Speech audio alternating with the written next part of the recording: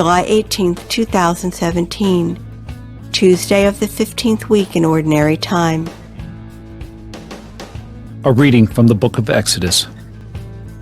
A certain man of the house of Levi married a Levite woman, who conceived and bore a son. Seeing that he was a goodly child, she hid him for 3 months. When she could hide him no longer, she took a papyrus basket, dabbed it in bitumen and pitch, and putting the child in it, placed it among the reeds on the riverbank. His sister stationed herself at a distance to find out what would happen to him. Pharaoh's daughter came down to the river to bathe, while her maids walked along the riverbank. Noticing the basket among the reeds, she sent her handmaid to fetch it. On opening it, she looked, and lo, there was a baby boy crying. She was moved with pity for him and said, "It is one of the Hebrews' children." Then his sister asked Pharaoh's daughter, "Shall I go and call one of the Hebrew women to nurse the child for you?" "Yes, do so," she answered. So the maiden went and called the child's own mother. Pharaoh's daughter said to her, "Take this child and nurse it for me, and I will repay you." The woman therefore took the child and nursed it.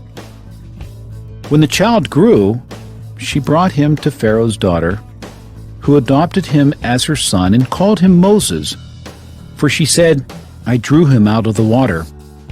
On one occasion after Moses had grown up, when he visited his kinsmen and witnessed their forced labor, he saw an Egyptian striking a Hebrew, one of his own kinsmen.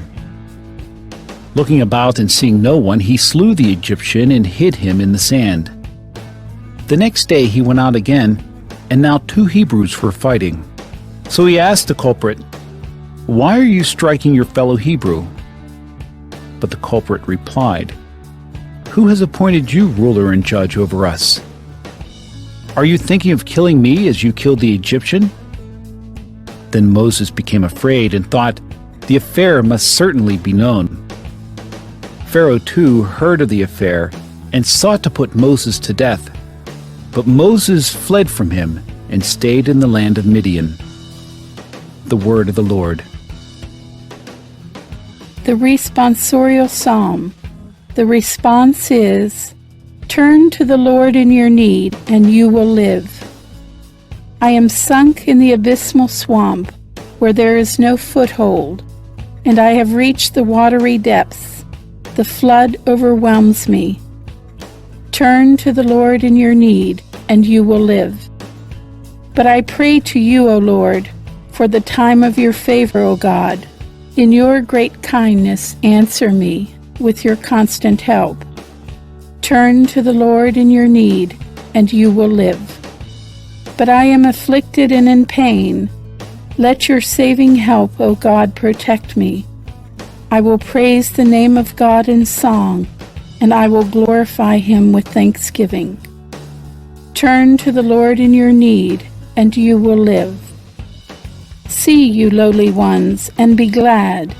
You who seek God, may your hearts revive. For the Lord hears the poor, and his own who are in bonds he spurns not. Turn to the Lord in your need, and you will live.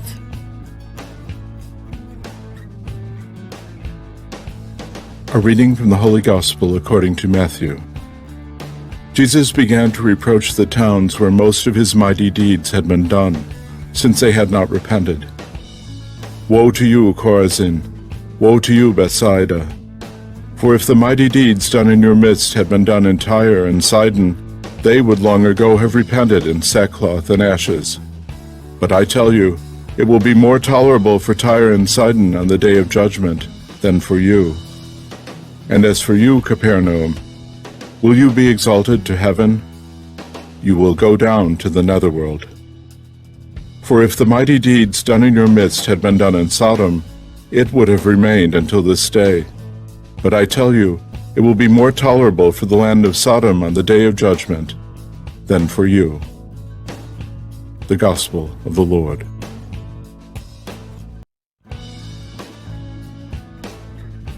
If the miracles done in you had been done in Tyre and Sidon, the threats and warnings to Chorazin and Capernaum can make us question the reality and function of miracles.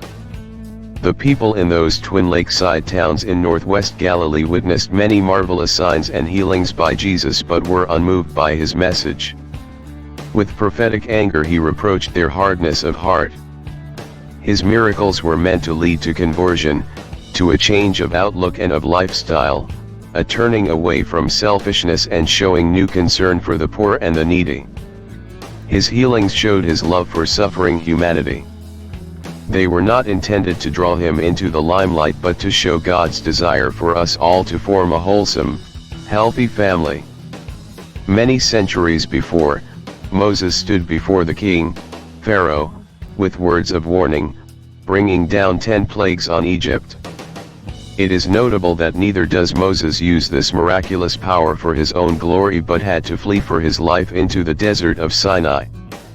At his birth, Moses' mother and sister had to resort to all kinds of ingenuity to save the infant's life, for God did not miraculously intervene. Although reared in the luxury of Pharaoh's palace, as a young man Moses showed a keen sense of justice. Sensitive to any oppression or mistreatment of others, he could not stand idly by when he saw an Egyptian striking a Hebrew. Nor could he tolerate the sight of one slave being beaten by another, but asked the culprit, "Why are you striking your brother?" A passion for justice already burned in the young Moses, preparing him for his role as liberator in later years.